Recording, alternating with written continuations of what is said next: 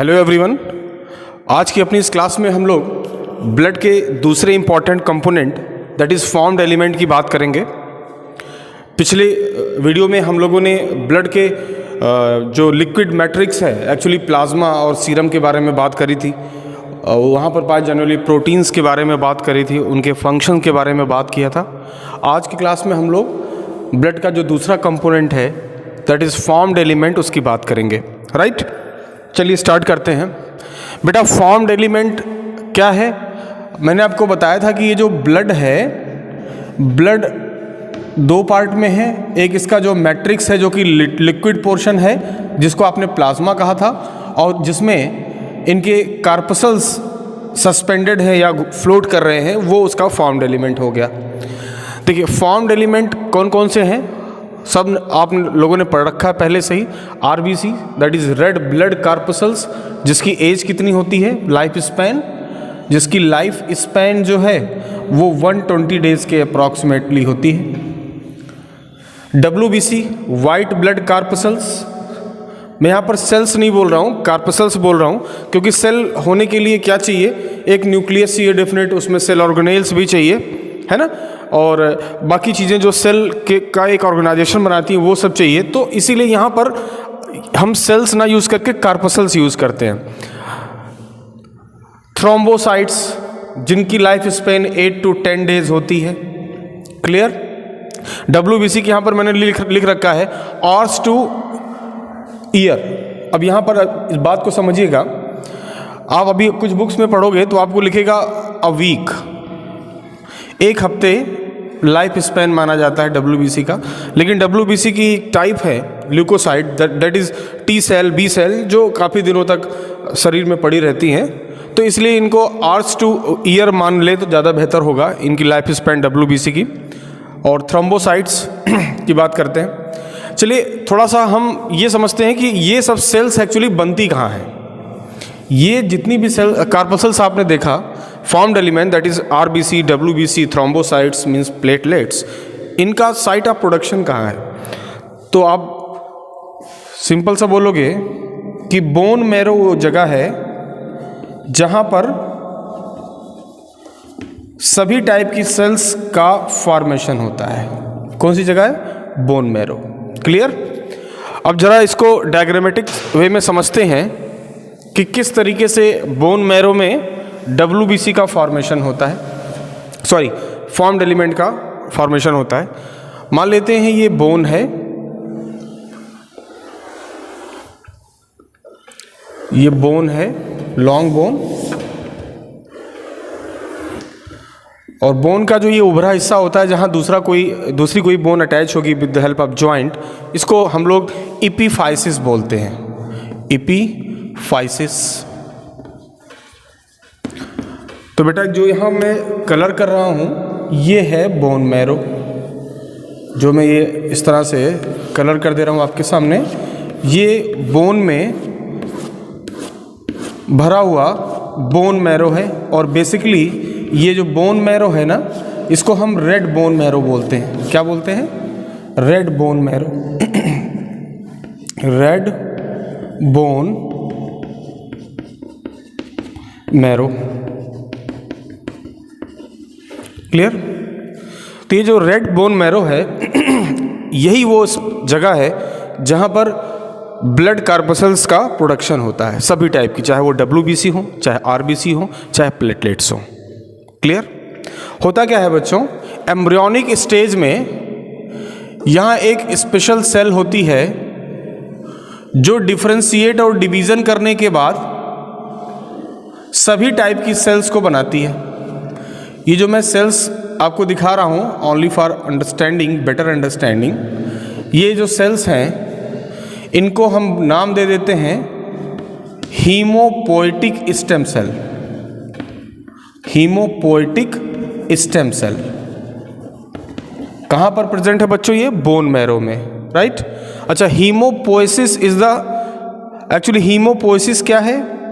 हीमोपोएसिस is the process of formation of blood. Haemopoiesis मतलब formation of blood, formation of blood corpuscles. Blood corpuscles का बनना हीमोपोएसिस कहलाता है और हीमोपोएसिस प्रोसेस कहाँ होती है? रेड बोन मैरो में। कैसे होती है वो समझते हैं। बोन मैरो में एम्ब्रियोनिक स्टेज में ही एक टोटिपोटेंट सेल होती है, इसका नाम है haemopoietic stem cell HSC।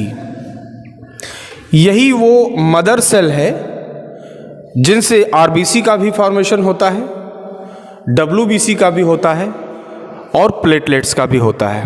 Clear? Differentiation के थ्रू। अब एक यहाँ पर फ्लो चार्ट बना है बच्चों, थोड़ा इसको समझते हैं।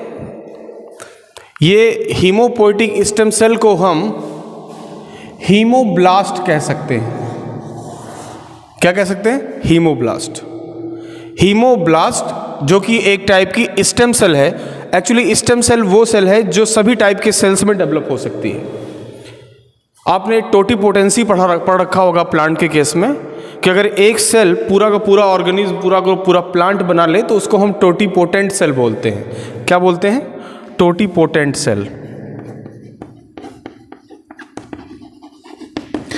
टोटिपोटेंट सेल वो सेल होती है जो पूरा का पूरा प्लांट बना ले, एक ही सेल, तो उसको हम क्या बोलेंगे? Totipotent cell.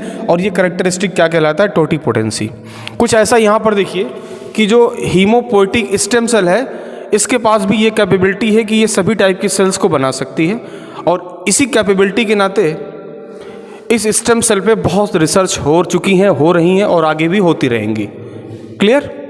तो देखिए इस बोन मैरो के अंदर जो स्पेशल सेल है that is haemopoietic stem cell, ये जैसे जैसे डेवलपमेंटल स्टेज आगे बढ़ती है ना, ये दो टाइप की सेल्स बनाती हैं। एक माइलॉइड सेल्स और दूसरी लिम्फॉइड सेल्स। ये बात कहाँ की हो रही है? बोन मैरो के अंदर। अब ये देखिए यहाँ पर दिखाते हैं दो टाइप का लीनिएज बनेगा। लीनिएज मतलब अरेंजमेंट ऑफ सेल। एक इधर दिखा देते हैं ऐसे,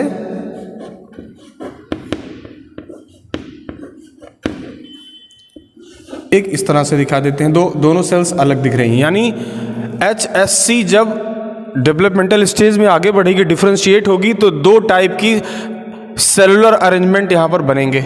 एक को हमने क्या कहा? माइलॉइड लीनिएज या सेल, और दूसरे को बोला क्या? लिम्फॉइड। क्लियर बात? अब देखिए ये जो माइलॉइड सेल्स हैं, माइलॉइड सेल्स, ये हमारी किडनी में एक हार्मोन निकलता है दैट इज इरिथ्रोपोएटिन, और इरिथ्रोपोएटिन को RBC बनाने वाला हार्मोन कहा जाता है। कहाँ से सीक्रेट होता है? हमारे किडनी से।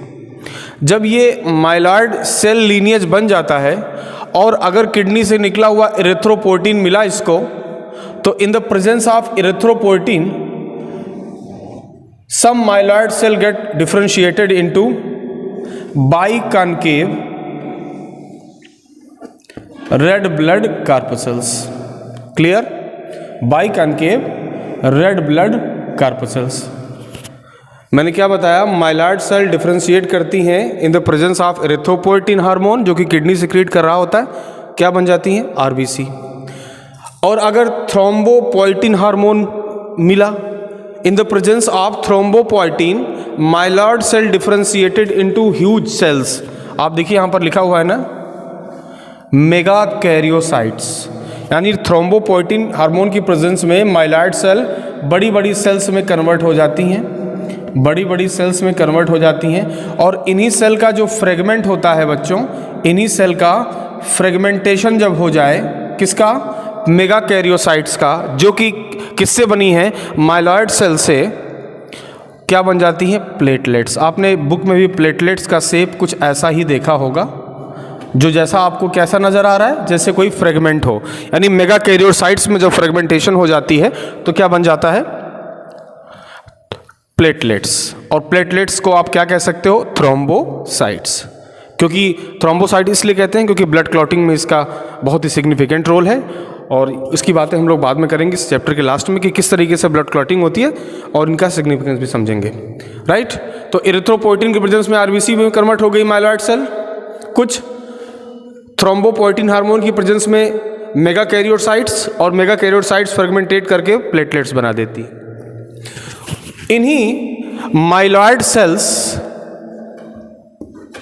माइलॉइड सेल्स की कुछ सेल्स किस में कन्वर्ट हो जाती हैं बच्चों? ल्यूकोसाइट में, वाइट ब्लड। ल्यूको का मतलब होता है कलरलेस, और WBC का कोई कलर नहीं होता है मोस्टली, तो इसलिए इनको क्या बोला जाता है? ल्यूकोसाइट्स। तो माइलॉइड सेल की कुछ सेल्स ल्यूकोसाइट में कन्वर्ट हो जाती हैं। हालांकि ल्यूकोसाइट्स के टाइप हम पढ़ेंगे, ग्रेनुलोसाइट एंड ए ग्रेनुलोसाइट आगे। लेकिन आप यहाँ पर देख लीजिए, जो इन न्यूट्रोफिल्स होती हैं, इओसिनोफिल्स होती हैं, बेसोफिल्स होती हैं और मोनोसाइट्स, ये 4 टाइप की जो कार्पसल्स हैं, ये किसके टाइप है बच्चों? ल्यूकोसाइट्स के। क्लियर? कौन कौन से? Neutrophils, eosinophils, basophil and monocytes. All of these are the types of the leukocyte, and these cells are formed from myeloid lineage of hemoblast stem cell. Clear? अब बात कर लेते हैं लिम्फाइड सेल की। अभी यहाँ पर क्या दिखाया था कि ये क्या है? Haemopoietic stem cell. ये डिफरेंशिएट कर जा रही है, 2 टाइप की सेलुलर अरेंजमेंट बना रही है, M for myeloid lineage and L for lymphoid lineage. Lymphoid lineage की जो सेल्स होती हैं ना बच्चों, ये 2 टाइप की सेल बनाती हैं। एक होती है T सेल और B सेल। अब ये T सेल क्या हो और B सेल क्या है, इसको भी समझ लेते हैं। हालांकि ये T सेल और B सेल इम्यून रिस्पॉन्स में पार्टिसिपेट करती हैं, यानी डिफेंस मैकेनिज्म में पार्टिसिपेट करती हैं, डिफेंस मैकेनिज्म में पार्टिसिपेट करती हैं। आपने सुन रखा होगा कि हमारे अंदर अगर कोई फॉरेन पार्टिकल आ जाए तो एंटीबॉडीज़ बन जाती हैं। तो वो एंटीबॉडी बनाने का काम कौन करती है? ये बी सेल। बी सेल कौन सा काम करती है? एंटीबॉडी बनाती हैं। और टी सेल एंटीबॉडी बनाती तो नहीं है, लेकिन एंटीबॉडी बनाने के लिए बी सेल की हेल्प करती है। क्लियर? तो आपको ये समझ में आ गया कि ब्लड में जो ब्लड की कार्पसल्स हैं, ब्लड कार्पसल्स हैं, वो कहाँ पर कैसे बन रहे हैं, है ना? तो हर सेल को बनाने वाली एक ही सेल है जिसको हम क्या बोलते हैं? हीमोपोएटिक स्टेम सेल या हीमोब्लास्ट स्टेम सेल। क्लियर बात? लिम्फाइड सेल लीनिएज जो है वो किस में कन्वर्ट हो जाएगा? टी सेल और बी सेल में। अब इसका नाम टी और बी क्यों पड़ा, इसको समझ लेते हैं। मैं इस को थोड़ा सा मिटा देता हूं।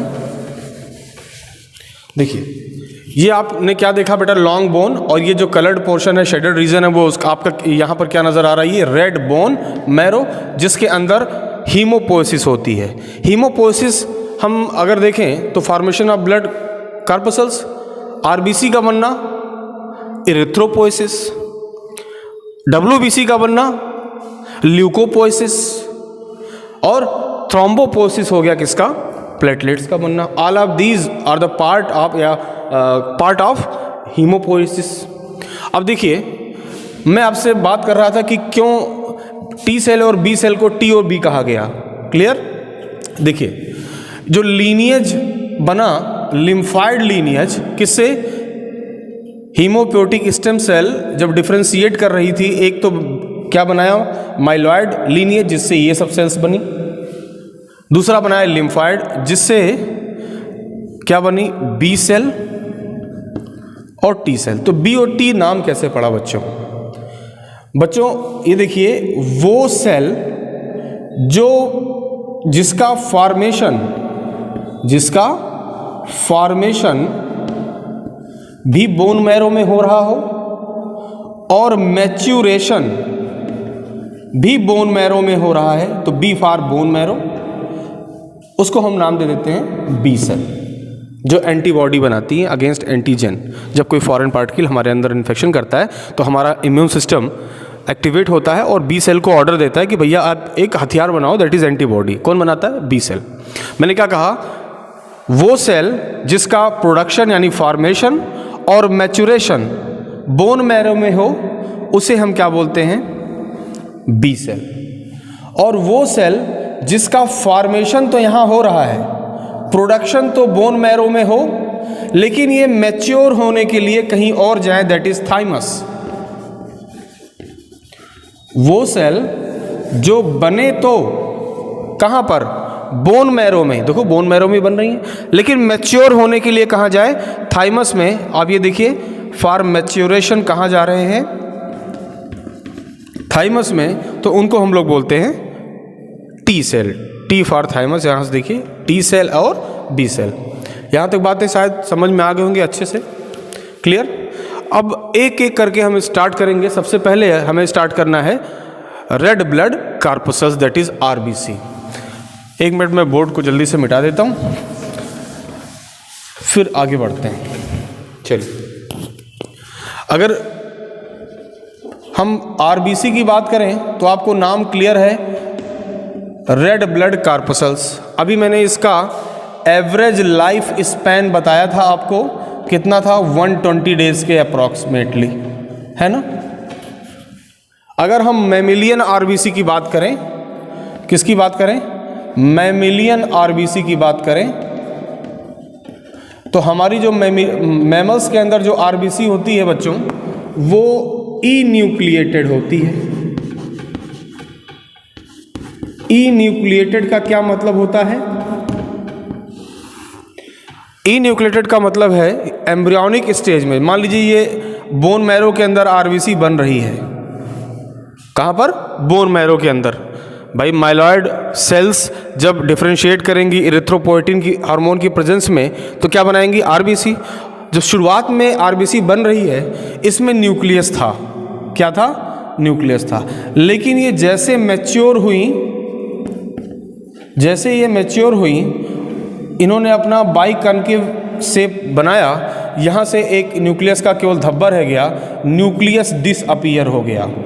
न्यूक्लियस डिसअपीयर हो जाए तो ऐसी कंडीशन को क्या कहते हैं, ई न्यूक्लिएटेड सेल। ऐसी सेल क्या कहलाएगी, ई न्यूक्लिएटेड सेल। तो सभी मैमल्स की जो आरबीसी होती है वो एम्ब्रियोनिक स्टेज में न्यूक्लियस में होता है, लेकिन जैसे ही मैच्योर स्थिति में आती हैं उनका न्यूक्लियस डिसअपीयर हो जाता है। इसका भी ये रीज़न है बच्चों, क्योंकि आरबीसी का काम क्या है बच्चों, इसके अंदर एक पिगमेंट है हीमोग्लोबिन, जो ऑक्सीजन को बाइंड करता है और ऑक्सीजन ट्रांसपोर्टेशन में हेल्प करता है, क्लियर बात। तो फिर हीमोग्लोबिन के लिए जगह कम पड़ जाएगी, और इसीलिए मैच्योर आरबीसी में न्यूक्लियस नहीं होता है। कुछ एक्सेप्शंस भी हैं, जैसे कैमल की बात कर लें और लामा की बात कर लें। ये दो ऐसे मैमल्स हैं जिनकी आरबीसी में मैच्योर कंडीशन पर भी न्यूक्लियस पाया जाता है। फिर दिमाग में एक क्वेश्चन आना चाहिए आपके कि अगर न्यूक्लियस नहीं है तो इस कंपार्टमेंट का फंक्शन कैसे होता होगा। इसके पास कार्बोनिक एनहाइड्रेज एंजाइम पाई जाती है, जो फास्टेस्ट एंजाइम है, उसी के नाते जितनी भी एक्टिविटीज़ होती हैं आरबीसी में वो हो जाती हैं, क्लियर बात। और देखते हैं और क्या हो सकता है। मैमिलियन आरबीसी इन्यूक्लिएटेड हो गई, एवरेज लाइफ साइकिल आपने देख लिया। इसका अगर हम कलर देखें तो आपको ये रेड कलर की दिखती है, और रेड कलर की क्यों दिखेगी, क्योंकि इसके अंदर एक पिगमेंट होता है, दैट इज हीमोग्लोबिन, आप जानते हो। तो रेड कलर की दिख रही है, that's why the formation of RBC is known as erythropoiesis. Erythropoiesis कहाँ हो रही है बच्चों, बोन मैरो में। अगर पूछा जाए बोन मैरो की कौन सी सेल बना रही है, तो जनरली आप बोलोगे स्टेम सेल बना रही हैं। फिर आपसे पूछा जाए कि स्टेम सेल में कौन सी सेल बना रही है, तो आप बोलोगे माइलॉइड लीनियज वाली सेल्स इरिथ्रोपोएटिन हार्मोन के प्रेजेंस में क्या बना लेती हैं, आरबीसी बना लेती हैं, यानी रेड ब्लड कॉर्पसल्स बना लेती हैं। ये तो बात हो गई आरबीसी की एवरेज लाइफ की। रेड कलर इसका होता है हीमोग्लोबिन के नाते इरिथ्रोपोएसिस फॉर्मेशन ऑफ आरबीसी बोलते हैं। अभी आपने सुना था कि जो आपकी किडनी होती है, किडनी से एक हार्मोन निकलता है, दैट इज इरिथ्रोपोएटिन।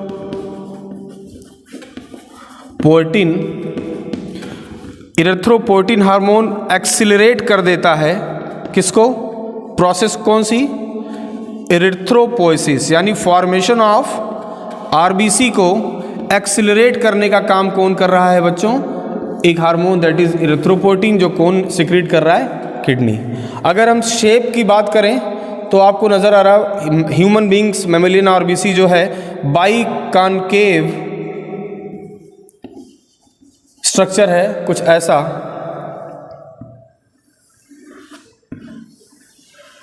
है ना। ये आरबीसी की बात हो गई। आरबीसी का मेन फंक्शन क्या है बच्चों? Transportation of oxygen. Transportation of oxygen, ये मेन फंक्शन है किसका? आरबीसी का, राइट। तो ये बात हो गई आरबीसी की। नेक्स्ट लेक्चर में हम लोग बात करेंगे डब्ल्यूबीसी और प्लेटलेट्स की डिटेल में।